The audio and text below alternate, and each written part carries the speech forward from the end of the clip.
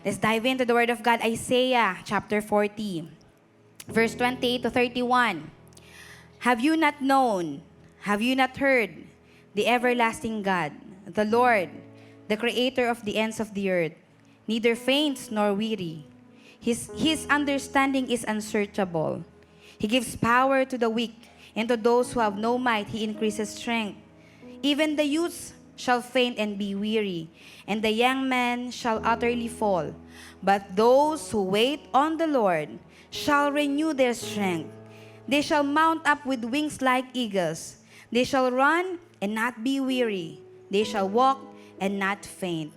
Ang message po natin ngayon ay pinamagatang the strength for the season. The strength for the season. Alam niyo po, lahat tayo, we all go through different seasons in life. Bata, matanda, babae o lalaki, tayo po ay hindi exempted na dumaan sa iba't ibang season ng ating buhay. Wala pa po ako nakilalang tao na lagi lang masaya ang season ng buhay niya. Because lahat po tayo ay nagdadaan sa iba't ibang season ng ating buhay. Minsan, taglamig, minsan, tag-init, minsan, tagsibol, minsan, taglagas. No? At iba-iba po ang season ng ating buhay. And each season, ang bawat season po ng ating buhay, ay merong certain weight. May certain na bigat. No? May certain na pasakit. No? Kasi may mga season sa buhay po sa atin is there to stretch us. Amen? May mga season ng buhay natin na nakakapag-drain sa atin. No? Lalo kapag tag-init na season ka ng buhay mo, talagang it's drying season. Amen? Nakakapagod na season. May mga season sa buhay natin that is there to humble us para turuan ka ng leksyon ng Panginoon. No? May mga season din sa buhay natin to break us. Amen? Hindi laging masaya. May mga breaking season talaga. May mga moments talaga na wala ka ng ibang masasabi kundi, Lord, help me. Amen? At yun ang thinking po natin, dahil dun sa mga certain weight ng bawat season ng ating buhay, tayo ay napapagod. Amen? No? At when we get tired, na-realize ko as Christian, minsan iniisip natin na kapag napapagod tayo, parang nagigilty tayo na, ay, napapagod ako. Parang ang thinking natin, kapag napapagod ka, hindi ka siguro lubog sa salita ng Panginoon. Baka hindi ka nagko-quiet time, kaya ka napapagod. Baka hindi ka nagre-rest sa presence ni Lord, kaya ka napapagod. Ang thinking natin, na kapag tayo ay napapagod, it's always because we are not doing good, dahil nagkakasala tayo, dahil wala tayo sa kalooban ng Panginoon. But you know what? Some people are not tired because they are irresponsible. Some people are tired because they have been faithful.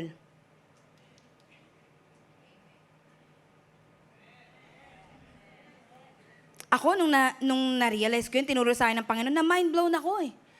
Kasi ang thinking ko before, kaya ka napapagod kasi hindi ka nagkikling sa salita ng Panginoon. Hindi ka sumusunod sa salita ng Panginoon.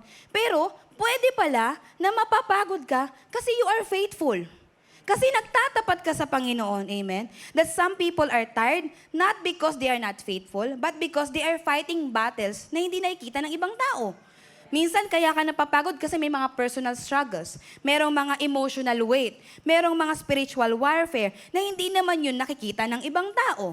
Minsan kaya tayo napapagod kasi we are carrying burdens na hindi naman natin ma-explain. Naranasan nyo na yun? May burden pero hindi mo maipaliwanag kasi may mga pains that is too personal na hindi mo ma-put into words.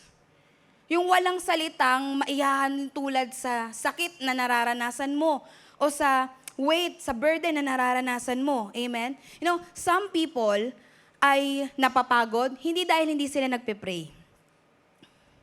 Some people are tired because they are praying long enough.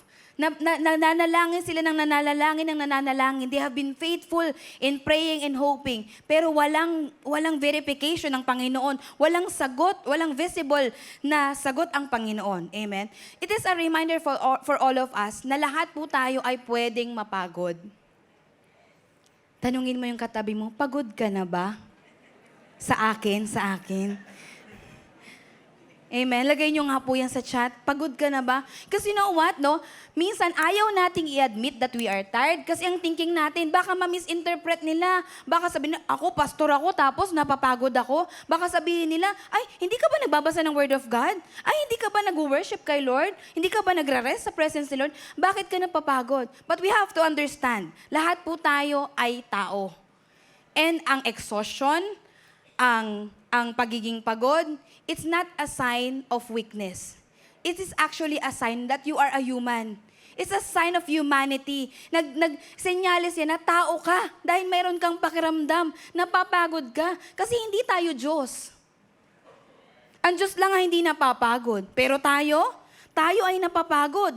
Tayo ay nauubos. Hindi dahil pagod ka, ibig sabihin nun, mali ang ginagawa mo. Minsan, pagod ka kasi ikaw yung lumalaban eh. Minsan, pagod ka kasi ikaw rin yung nagmamahal. Walang balik sa'yo yung pagmamahal eh. Minsan, napapagod ka kasi ikaw lang yung nagtatapat. Ikaw lang yung nagtataguyod mag-isa na hindi yun napapansin ng iba. Amen? Minsan, napapagod tayo kasi tayo yung nagsisikap.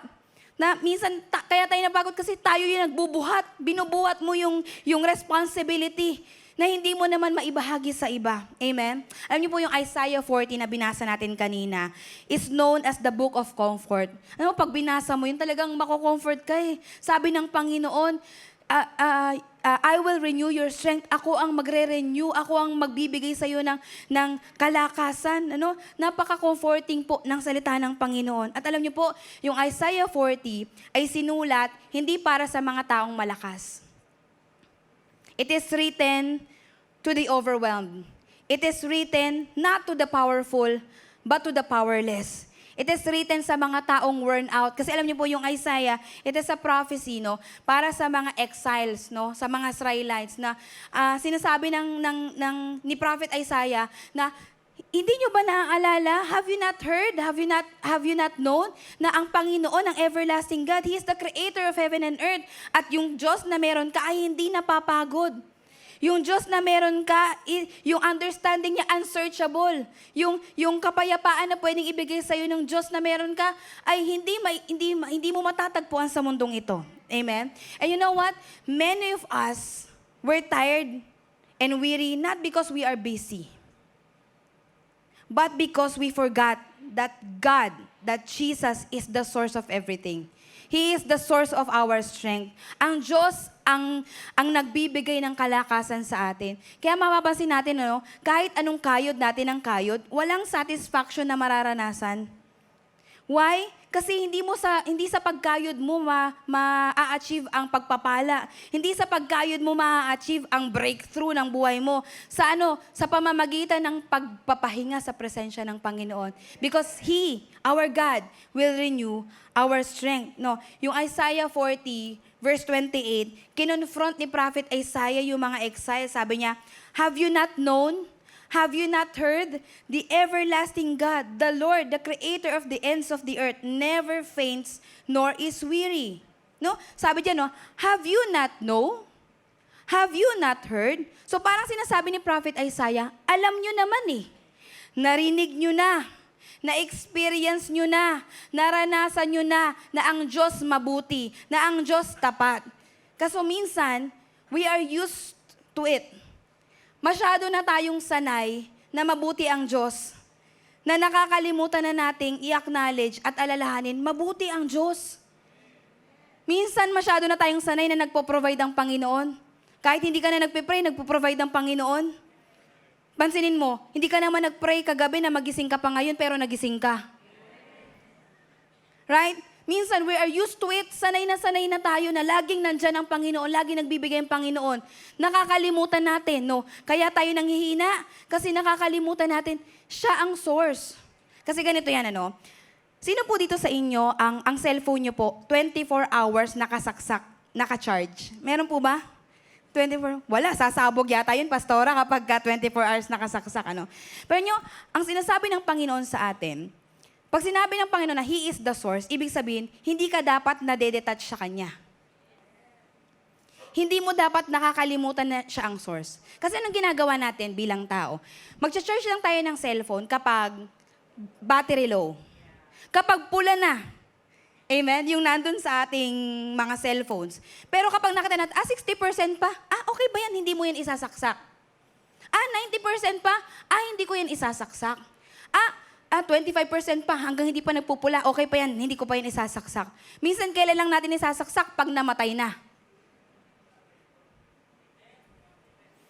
Amen? Alam niyo po, sa Panginoon, kaya tayo minsan napapagod sa buhay natin. Kasi kapag na-feel natin na okay na tayo, may pagpapala, masaya tayo, nade-detach tayo sa Panginoon. Umaalis tayo sa pakikinig sa Panginoon, umaalis tayo dun sa source ng kalakasan. Ang gusto ng Panginoon, 24 hours, 24/7, nakasaksak ka sa source. Amen? Nakadikit ka sa Panginoon. Amen? Kasi ang gagawin natin, magiging complacent tayo eh. Okay naman ako eh. Pag tinanong ka, kamusta ka ngayon? Grabe ang pagpapala ng Panginoon sa akin. Ano minsan gagawin natin? Hindi tayo magdadasal na mas mataimtim kagaya kapag ka namumroblema ka. Hindi ka magbabasa ng Bible ng mas matindi. Hindi kagaya kapag ka namumroblema ka. Sabi mo sa katabi mo, parang ikaw yata yung topic ngayon.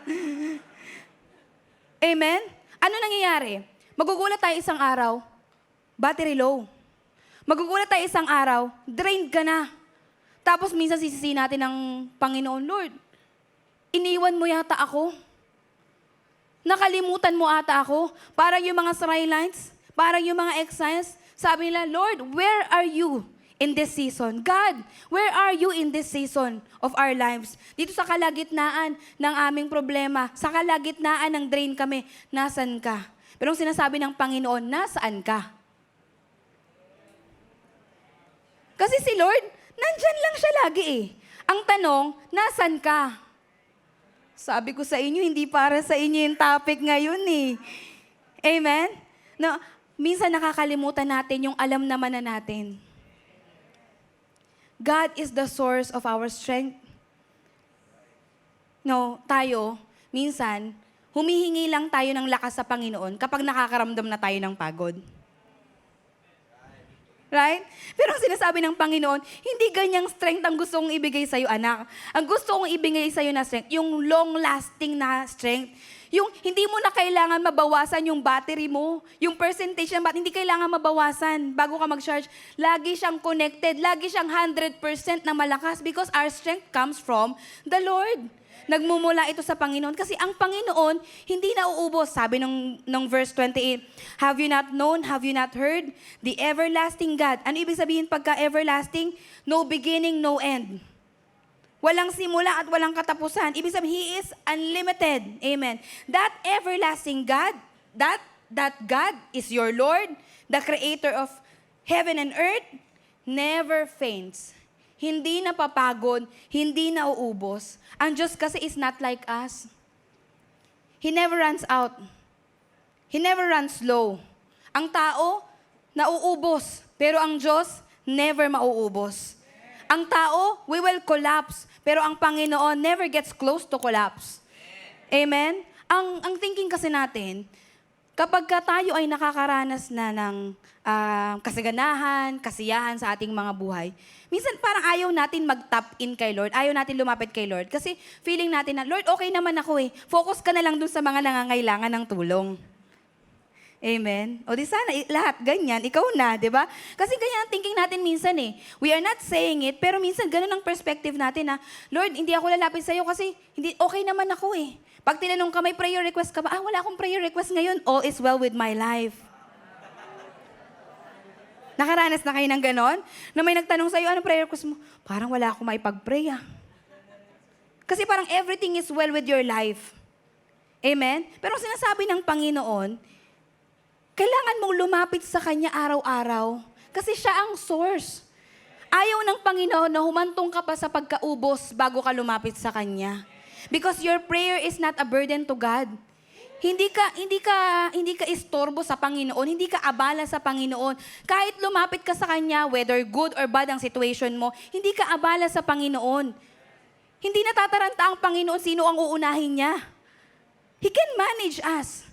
He is the God of heaven and earth. Kaya niyang patakbuhin ang buong mundo. Kaya niyang patakbuhin ang buhay mo, kapatid. Amen? Na anong iniisip natin? Na kasi baka marindi na ang Panginoon eh. Palagi na lang ako lumalapit sa Panginoon. Baka maubusan na ng pasensya sa akin ng Panginoon. No.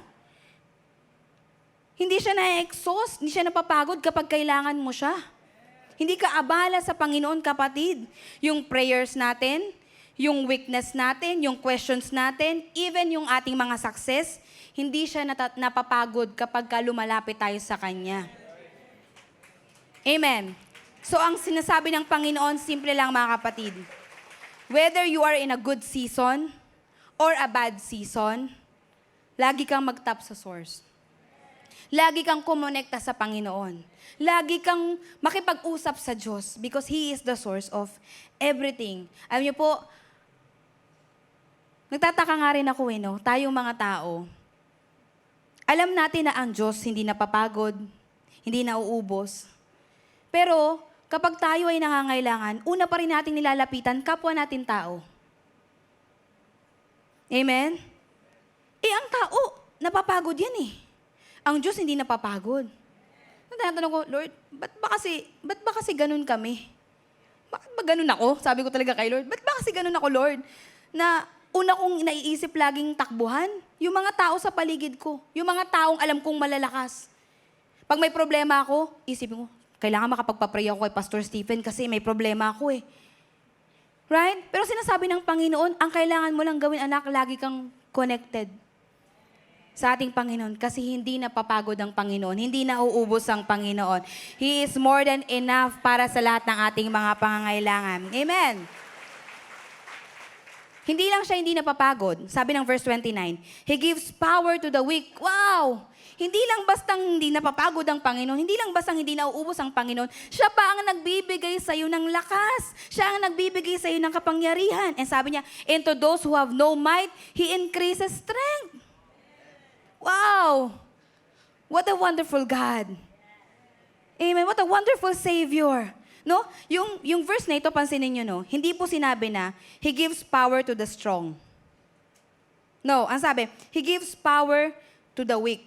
No? Kasi tayo po, hindi po tayo tinawag ng Panginoon to match His power. We are not called para pantayan ang kapangyarihan ng Panginoon. You are called to depend on Him. Ang disenyo ng Panginoon sa atin, ikaw, tayo, dumedepende sa Kanya. Minsan, pinapeke natin yung lakas natin. Kasi ayaw natin na maging abala sa ibang tao. Ayaw natin na maging discouragement sa ibang tao. Pero ang sinasabi ng Panginoon, He, our God, stays strong so that you don't have to fake the strength. Para hindi mo napekein ang lakas. Hindi mo kailangan magpanggap sa Panginoon na malakas ka. Alam ng Diyos kung ano ang battery percentage mo. Kita yan ng Panginoon.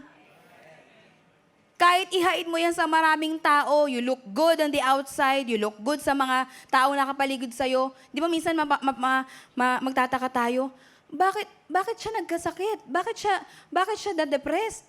Lagi naman siya nakatawa. Lagi naman siyang okay. Right? Pero sinasabi ng Panginoon, you don't have to fake your strength. Ang strength nanggagaling lang sa Panginoon. Kasi yung weakness natin, hindi yan threat sa Panginoon. Hindi porkit inamin natin that we are weak sa harapan ng Panginoon, ay ibig sabihin na nun na matatretan ng Panginoon sa ating weakness. No. Yung weakness natin is an opportunity for God para maiparanas niya sa atin yung kanyang kadakilaan. It is an opportunity for us to experience God's greatness. Amen? Yung anxiety mo, kapatid, hindi mo kailangang itago sa Panginoon. Yung anxiety mo cannot overwhelm Him. Yung grief mo cannot exhaust Him. Yung questions mo, hindi yan nakakapag-confuse sa ating Panginoon. You can be open to God. You can come as you are sa ating Panginoon because He is the source of our strength. Amen? He is the source of our strength in every season of our lives. Now what? We have to realize that no matter how rich, how strong we think we are, how powerful we think we are, meron tayong kakulangan. We have a shortage. Kasi hindi tayo ang Diyos eh. Hindi natin kayang gawin ang ginagawa ng Panginoon. Sabi ng verse 30, even the youths shall faint and be weary, and the young men shall utterly fall. Alam niyo, ginamit dito na ni Prophet Isaiah, youth and young men, no? It represents yung capability. It represents yung strength, yung ability. Di ba? Yan yung best ability ng isang tao. Pagkabata pa, di ba? Ang lakas pa niyan eh. Ako nga minsan eh, pagka naglalakad ako, natataka ako, o kaya umakit lang ako ng hagdan, natataka ako, bakit hingal na hingal ako? Kasi ang thinking ko, 18 years old pa lang ako eh. Ngayon pa, kumbaga napako na yung isip ko, 18 years old pa lang ako. Pero hindi, kasi yung ating lakas, no, nagpe-fade yan eh. Kumukupas yan eh. Ang ganda mo, kukupas yan, kapatid. Sabi mo sa katabi mo, yung ganda mo, kukupas yan, kapatid. Amen? Pero sinasabi ng Panginoon dito, sinasabi ni Prophet Isaiah dito, kahit ang malakas, kahit yung youth, kahit yung young men, even the strongest will collapse eventually. Kung hindi ka nakakonect sa source. Because why? We have a shortage. May kakulangan tayo. So we have to remind ourselves, stay connected to the source. Kasi no matter how disciplined you are or how talented you are, kahit gaano ka ka-committed, na talagang pag nag-quiet time ka, talagang palagi ka talagang on fire sa Panginoon, no matter how committed you are limited. Limitado yung kaya nating gawin. Amen? And yung pagod natin ay hindi senyales yan na weak ka. It is a sign na tao ka. At pwede kang lumapit sa Panginoon. Amen? We have to understand, kasi ang thinking natin, ang burnout, nararanasan natin kapag masyadong maraming workload. Pag masyadong maraming responsibility. Pag masyadong maraming nangyayari sa buhay. Ano yun? Naiintindihan nyo yun? Kasi parang pag sobrang daming happening sa buhay mo, minsan feeling mo, nabu-burnout na ako. Parang napapagod na yata ako ah. Ayun po, ang burnout doesn't happen because of your schedule. Kasi pwede kang ma-burn out kahit na hindi ka busy sa trabaho. Naranasan niyo yun? You feel na empty ka, burn out ka, kahit hindi ka naman busy sa trabaho. Hindi ka naman busy sa pamilya mo. Amen? Kasi ang burnout, hindi yan nangyayari because of your schedule. Kasi you can be busy, you can be productive, but still blessed. You can be tired, and healthy at the same time. No, nung pinag-aaralan ko to, mind blown talaga ako. Lord, kasi ang thinking ko, pag sinabi mong you are tired, it's weakness. Right? Pero ang sinasabi ng Panginoon, pwede kang mapagod physically, but your spiritual strength is healthy. Amen? At sa Panginoon lang po natin yun matatagpuan. Kahit anong punta mo sa sagada at sigaw mo doon na pagod na ako, hindi niyan marirenew yung lakas mo, kapatid. Kahit anong punta mo sa Baguio, hahanapin ko yung sarili ko. Hindi mo mahahanap yung sarili mo doon. Hindi ka naman taga Baguio, bakit hahanapin mo yung sarili mo sa Baguio? Ewan ko ba, bakit pagka sinabing Baguio, hahanapin yung sarili, ano? Pero sinasabi ng Panginoon, hindi naman kasi yung schedule mo, hindi yung workload mo, hindi yung dami ng trabaho. Ang problema, hindi ka nare-replenish daily. Hindi ka connected sa source eh. Kaya ano nangyayari? Nababurnout ka. Ang sinasabi ng Panginoon, hindi problema yung maraming responsibility. Ang problema, hindi ka nare-replenish. Parang ang sasakyan po, ang brand new car, kahit gaano kaganda, actually ang mga brand new car, talagang lalo ngayon, ang bibilis na talaga ng takbo niyan eh. Right? Ang smooth ng takbo. Amen? Pero kahit gaano kabago ang sasakyan, kapag hindi mo ginasolinahan, it will stop. Kahit gaano kamahal ang kotse mo, kapag wala kang panggasolina, hindi siya aandar. Amen? Kahit gaano pa, kaganda ang buhay mo, tingin mo ngayon, kapag hindi ka na-fuel, nare-replenish ng strength na nagmumula sa Panginoon, you will stop moving. You will stop growing. You will stop being intimate with your God. Amen? So anong sinasabi ng Panginoon sa atin ngayon? Ang burnout, hindi nangyayari because of your schedule, but burnout happens because of your source. So pag nababurnout ka, i-check mo. Nababurnout ba ako? Napapagod ba ako? Dahil maraming workload? O dahil hindi ako connected sa Panginoon? No. Ang thinking kasi natin, pag sinabing connected sa Panginoon, present ka lagi sa simbahan, no? Yung quiet time notebook mo, talagang marami laging sulat, no? Ang thinking natin, pag sinabi mong connected ka sa Panginoon, palagi ka nagpe-pray, ganun. But you know what? Pwede, possible, na lagi ka nasa simbahan, pero yung kaluluwa mo hindi talaga connected sa Panginoon. You can say God loves you, pero hindi mo talaga nararanasan at nararamdaman ang pagmamahal ng Panginoon. You can say God cares for you, pero possible na hindi mo talaga pinaniniwalaan na may pakialam ang Panginoon sa'yo, na nag-aalala ang Panginoon sa'yo. So what is God reminding all of us right now? God is the source. You have to stay connected. Huwag mong bunutin yung pagkakasaksak mo sa Panginoon. No matter what happened, kahit makita mong full battery yan, kapatid, kahit makita mong maganda ang nangyayari sa buhay mo, stay connected to God. Amen? Naalala ko si Elijah, no? Prophet Elijah, isa sa mga prophet sa Bible na napakadaming na-perform na miracles. Napakadaming ginawa ng Panginoon sa pamamagitan niya. And actually, inspiring ang buhay ni Prophet Elijah. Imagine niyo, nagpababa ang Panginoon ng apoy mula sa langit. No, na-witness ng maraming tao, na-witness niya mismo na nagpababa ang Panginoon ng apoy. No, mula sa langit, Imagine niyo, parang nagpe-pray ka na, Lord, magpababa ka po ng tinapay, gutom na ako. Tapos nagpababa talaga ang Panginoon. Imagine niyo yung ganong miracle. Amen? Na right in front of your eyes, kitang-kita mo yung ginawang milagro ng Panginoon. And many, many more. Many more miracles. Na-outrun niya yung chariots, di ba? Na-confront niya yung ball. Napakadaming ginawa ng Panginoon na milagro sa pamamagitan ni Elijah. Pero basahin natin 1 Kings chapter 19, verse 3-4. Right after nung miracle na pinerform ng Panginoon sa pamamagitan niya na nagpababa ng apoy ang Panginoon from heaven, ito yung nangyari. Sabi nun, Elijah was afraid. Kasi sabi ng mga tao, nagalit sa kanya yung mga tao kasi talagang pinataob niya lahat ng magician. Pinataob niya lahat ng mga false prophet. Kaya sabi ng mga tao, nagalit sila kay Elijah. At ano nangyari? Elijah was afraid. Imagine niyo kitang-kita niya yung miracle. Kitang-kita niya yung ginawa ng Panginoon. Pero ang sabi ng verse 3, Elijah was afraid and ran for his life. Tumakbo siya. Sabi doon, when he came to Beersheba in Judah, he left his servant there, while he himself went a day's journey into the wilderness. Naglakbay siya sa wilderness. And he came to a broom bush, sat down there under it, and prayed that he might die. Nung tumakbo siya, naupo siya doon sa wilderness. Ang sabi niya, Lord, I have had enough.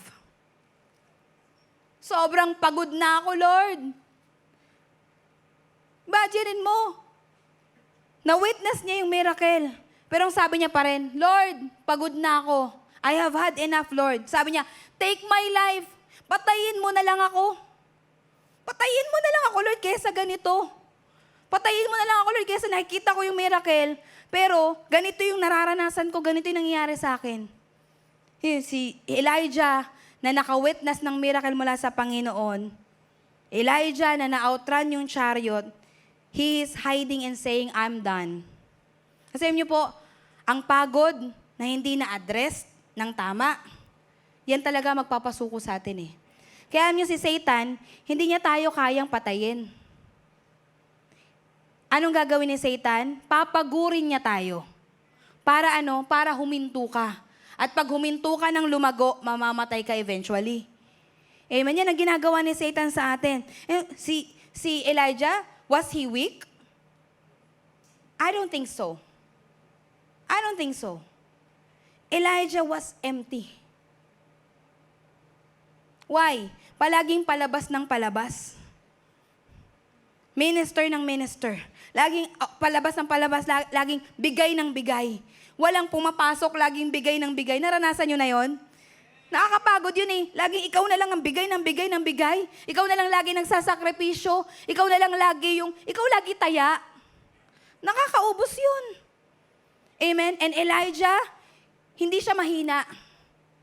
Ubos lang siya. And many of us, hindi naman talaga tayo bastang pagod lang. Ubos na tayo. Tap mo yung shoulder ng katabi mo. Sabi ko sa'yo, hindi ikaw yung message ngayon. Hindi ikaw yung topic ngayon eh. Amen? Kasi si Elijah, nung napansin ni Lord, teka lang, ano nangyayari sa'yo? Bakit gusto mo nang mamatay ka? Alam mo ginawa ng Panginoon? Hindi ni-rebuke ng Panginoon yung exhaustion niya. Hindi sinabi ng Panginoon, ano ba yan, pagod-pagod? Wala kang karapatan mapagod. Ako nga, ang dami-dami kong ginagawa, ang dami-dami kong prayers na sinasagot, hindi naman ako napagod. Hindi ganun ang sinagot ng Panginoon. Tayo, ganun tayo, di ba? Pag sinabi na ay, mas pagod ako, sis. May problema ako, sis. Ay, sis, ako nga, ganito nga ako eh. Amen. Pero si Lord, hindi siya ganun kay Elijah. Hindi ni-rebuke ni Lord yung exhaustion ni Elijah. Anong ginawa ng Panginoon? Ni-replenish ni Lord si Elijah. Anong sabi ni Lord? Kumain ka. Nagugutom ka eh. Anong ibig sabihin nun? Spiritually, kumain ka. Baka gutom yan. Or pwede rin namang literal. Minsan kaya tayo napapagod kasi hindi ka pa kumakain eh. Hindi mo na kaya yung comfort food mo. Kaya napapagod ka. Minsan sasabihin natin, Lord, pagod na ako sa buhay ko. Pero check mo muna. Weak ka ba o empty ka? Kasi kapag weak ka, kailangan mo lang ng replenishment mula sa Panginoon. Kailangan mo lang kailangan mo lang ng strength na nagmumula sa Panginoon. Amen? Now, we have to remember that you don't burn out because you're busy. You burn out because you're empty. Magkaiba yun. Magkaiba yun. Amen? Ano sinasabi ng Panginoon sa atin? Ang gusto nang sabihin ng Panginoon sa atin, it's okay na mapapagod ka. It's okay na manghihina ka. Pero ang sinasabi ng Panginoon, huwag mong hayaan na maubos ka. Huwag mong hayaan na kung kailang ubos na ubos ka na tsaka kalalapit sa Panginoon. As much as possible, stay connected sa Panginoon. Kapag nararamdaman mo na, Lord, parang nalalayo na naman ako sa presensya mo. Parang hindi na naman ako nakakling sa salita mo. Balik ka lagi. Balik ka nang balik sa salita ng Panginoon. Balik ka nang balik sa presensya ng Panginoon. Kasi pwede, no? Kasi ang thinking natin, kapag burnout, anong gagawin natin? Stop everything that we are doing. Kasi burnout na nga ako eh. Pagod na ako eh. So I will stop whatever I'm doing. And magpapahinga ako. Right? Pero niyo po ba, yun ang gusto ni Satan na mangyari sa atin? Na you stop everything that you're doing, you stop growing, you stop going to church, you stop reading your Bible, you stop praying, para akala natin nakakapagpahinga tayo, but actually namamatay tayo when we do that. Amen? Anong sinasabi ng Panginoon? Kapag napapagod ka, hindi stop what you're doing. Rest. Hindi ko alam kung nagigets niyo po, no? Kasi iba yung perspective natin pag sinabing pahinga, talagang wala kang gagawin at all. Right? Pero sinasabi ng Panginoon, when you rest in His presence, kapag nagpahinga ka sa presensya ng Panginoon, kahit may ginagawa ka, kahit nagsuserve ka, kahit naglilingkod ka sa Panginoon, kahit ginagawa mo kung ano ang nais ng Panginoon, pwede niyang i-renew yung strength mo. Hindi mo kailangan huminto. Hindi mo kailangan huminto na magtiwala sa Panginoon. Hindi mo kailangan huminto na magbasa ng Biblia. Hindi mo kailangan huminto na umatin sa mga services. God can renew your strength. Amen? Ang Diyos lang ang pwedeng gumawa nun. Hindi natin kayang gawin yun sa sarili natin. Only God can do that. Na-renew ang ating mga lakas. No? Hindi po tayo pwedeng mag-expect ng supernatural result kapag ka-drained ang ating kaluluwa. Minsan, magtataka ka, Lord, bakit parang walang nangyayari sa buhay ko? Lord, sabi mo, in-empower mo na ako. Pero parang walang kapangyarihan yung mga panalangin ko. Kasi check natin minsan baka drained yung soul mo. Drained yung kaluluwa mo. Walang lakas, walang fuel na nagmumula sa Panginoon. Amen? Sabi ng verse 31, but those who wait on the Lord shall renew their strength. They shall mount up with wings like eagles. They shall run and not be weary. Imagine nyo ito, sabi ito, they shall run. Tumatakbo ka, pero hindi ka nahahapo. Lumalakad ka, pero hindi ka napapagod. Yun yung sinasabi ng Panginoon dito. You can go on with your life. You can go on serving the Lord. You can go on trusting the Lord na nire-renew pa rin ng Panginoon ang strength mo. Hindi kailangan ma-detach ka sa Panginoon para ma-renew ang strength mo. Hindi kailangan huminto ka sa pagtitiwala sa Panginoon para ma-renew ang strength mo. You can rest while doing everything for God. Amen? You shall run and not be weary. They shall walk and not faint. Based on context, ang Isaiah 40, they were tired, yung mga exiles, not because of physical labor. They were tired kasi ang pakiramdam nila, kinalimutan na sila ng Panginoon. Ang pakiramdam nila, walang sagot ang Panginoon. Kasi tahimik ang Panginoon sa mga panahon na to. Ang feeling nila, pinabayaan na sila ng Panginoon. Iniwan na sila ng Panginoon. They are waiting, no, natulungan sila ng Panginoon. Pero wala silang makitang visible na result. Parang hindi dumarating yung mga pinapanalangin nila. No? It's not about physical stamina. It is about God empowering weary hearts. Na minsan hindi naman talaga pagod physically, but you are tired, yung puso mo ay pagod. Minsan kasi pagod ka ng manalangin. Kaya anong gagawin natin? Lord, ilang beses na ako nagpe-pray nito, hindi mo pa rin binibigay. Lord, ilang beses ko nang sinasabi sa link up group ko, ipag-pray namin yung ganito, yung tatay ko makakilala sa Panginoon. Pero lalong lumalala eh. Lalong nag-worsen yung situation. Na minsan napapagod tayo kasi we keep on hoping to the Lord, we keep on praying, we keep on advancing God's kingdom, and wala tayong nakikitang result. Pero sinasabi ng Panginoon, yung silence niya, it doesn't mean na absent ang Panginoon. Yung silence ng Panginoon, it doesn't mean pinabayaan ka ng Panginoon. You just continue to be faithful and faithful and faithful. Because time will come. God will answer all our prayers. Batid ng Panginoon ang sitwasyon mo, kapatid. At hindi ka pababayaan ng Panginoon. Na feeling kasi natin, it's the end of the rope. It's the end of my life. Talagang ubos na ako. Pero sinasabi ng Panginoon, alam ko ang sitwasyon mo, anak. Alam ko kung anong pinagdadaanan mo. At yung sinabi ng Panginoon, those who wait on the Lord.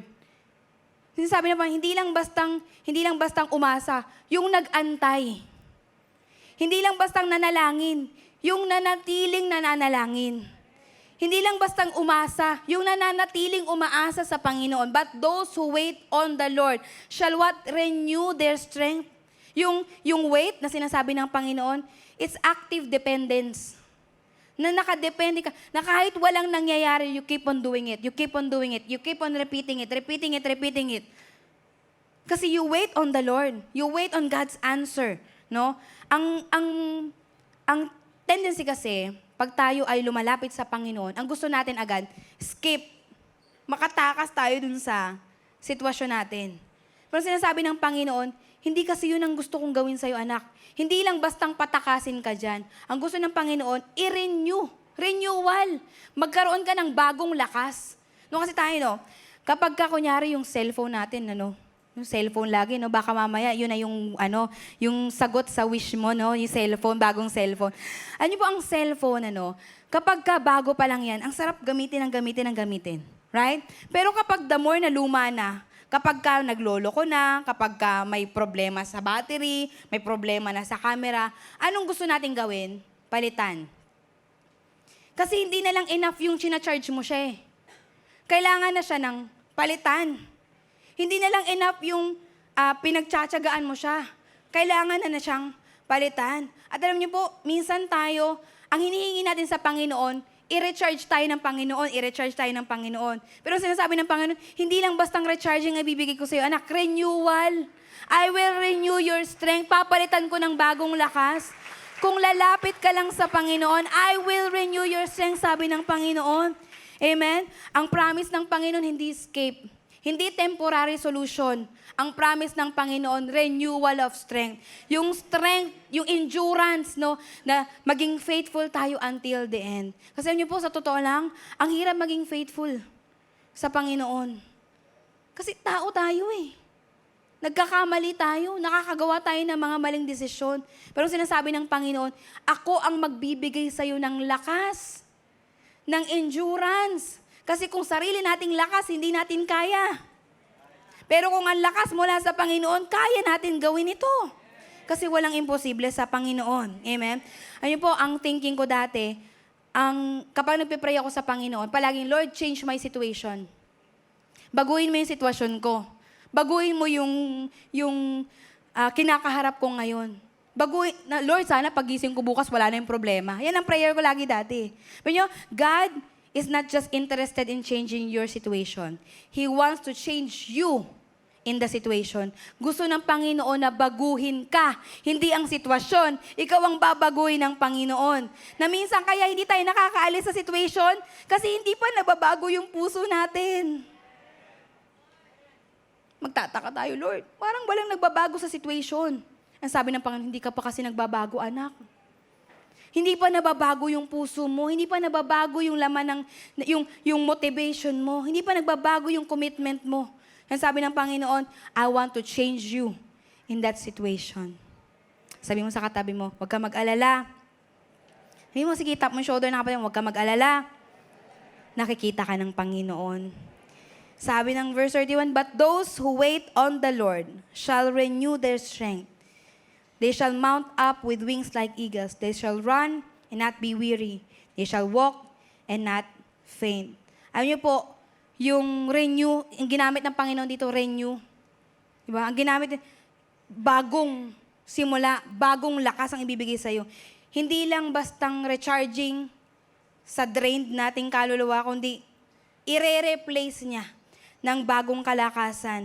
And you know, when we wait on the Lord, it's not a waste of time.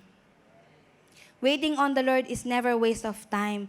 Kapag tayo ay naghintay sa Panginoon, naging tapat, nagdepende sa Panginoon, nagtiwala sa Panginoon, siya ang magbibigay sa atin ng lakas. Alam niyo po, kapag pinangakuan tayo ng Panginoon, na ire-renew niya ang ating lakas, hindi na natin kailangan gawin ang mga bagay-bagay sa sarili nating lakas.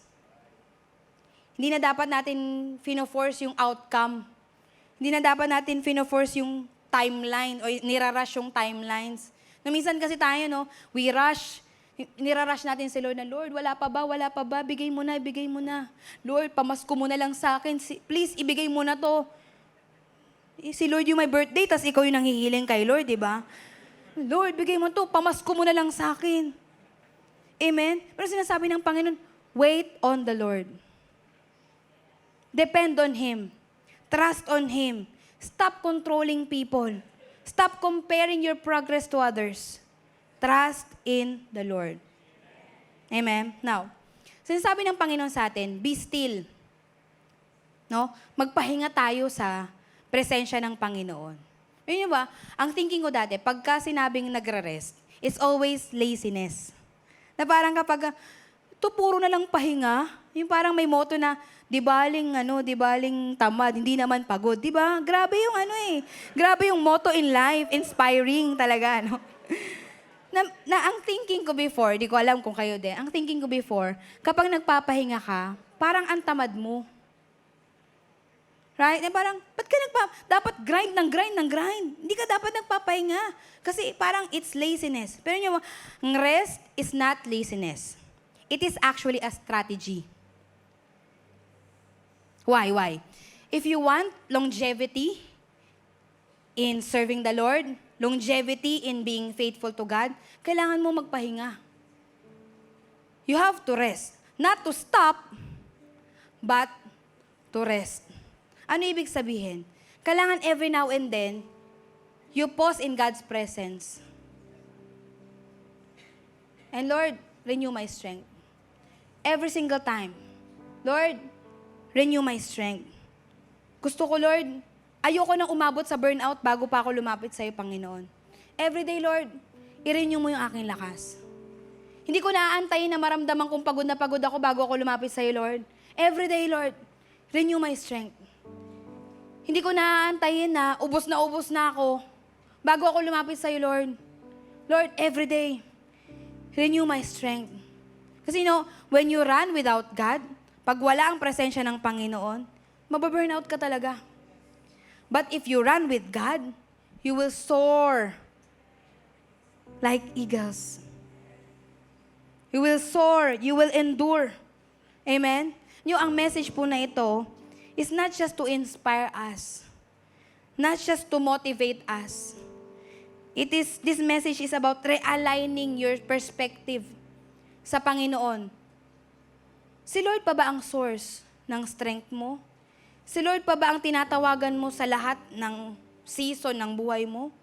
Si Lord pa ba ang nilalapitan mo sa lahat ng season ng iyong buhay? Kasi you may feel weak, you may feel exhausted, pero si Lord, He's not tired. Si Lord, He's not overwhelmed.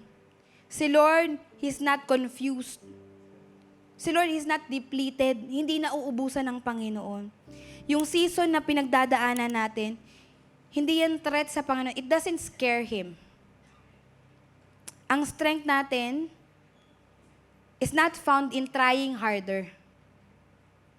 God is inviting you to wait, rest, and be still in His presence. Kahit wala pang sagot, kapatid, just keep on praying. Kahit wala pa yung breakthrough, just keep on believing. Kahit parang wala pang pagbabago sa situation, just keep on asking God, Lord, what are you teaching me in this season? What are you doing to me in this season? Lord, ano yung pwede kong matutunan mula sa mga sitwasyon, mula sa mga problema na pinagdadaanan ko? As we wait, sabi ng Bible, He will renew our strength. As we keep on being faithful to God, i-renew ng Panginoon ang ating strength. Kapatid, huwag mo nang antayin na umalis ka na totally sa pananampalataya mo sa Panginoon bago mo hilingin ang strength na nagmumula sa Kanya.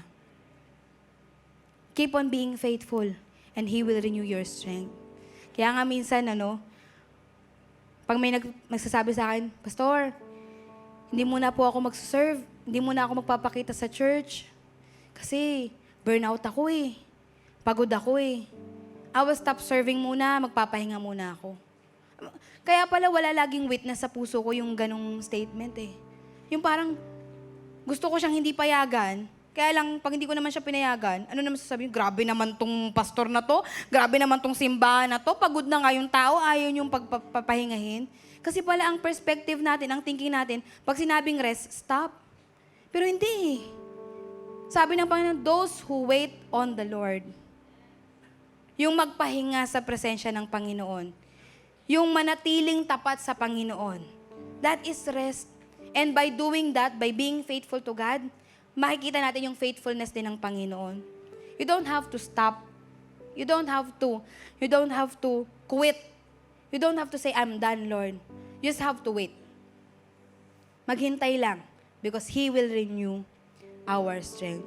Alam niyo, sa totoo lang, gustong-gusto naman ng Panginoon na bigyan tayo ng lakas. Gusto ng Panginoon. Kaya lang, we don't rest in Him. We don't wait on Him. Hindi tayo nag-aantay sa Kanya. Hindi tayo nagtitiwala sa Kanya. Minsan sinasabi ng bibig natin, I trust in God. Pero, do you really trust God? Walang pagdududa sa puso mo. Minsan sasabi natin, I believe in God. I believe may gagawin ng Panginoon sa situation ko. Pero kapag ikaw lang mag-isa, talaga bang nagtitiwala ka na may gagawin ng Panginoon sa sitwasyon mo? May gagawin ng Panginoon sa iyong problema? Sabi ng Panginoon, those who wait on Him shall renew their strength. They will run and not be weary. They will walk and not faint. Just keep on being faithful, kapatid. And God will renew our strength. Shall we all stand?